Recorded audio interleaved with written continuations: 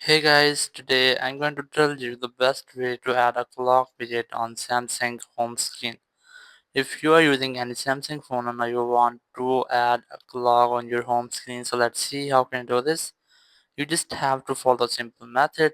First, just press and hold on the empty place on your home screen, and here just select widgets, and here you just have to look for clock, tap on it, and you will get different types of clocks. You can select anyone from here the digital clock, and here's the analog clock, and here the dual clock. You can easily select which one you want to. As I'm going to select the analog clock just like that. Just tap on it, then tap on add to add it to your home screen.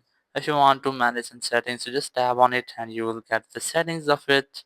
So now I'm going to add another clock. So just keep a long press on the empty place and select widgets, then go for clocks, and here this time I'm going to select this clock. Just tap on this, then tap on add. So in this way you can easily add different clocks to your home screen. So that's how you can easily add a clock widget to your home screen. Thank you very much for watching the video. Until next video, bye bye.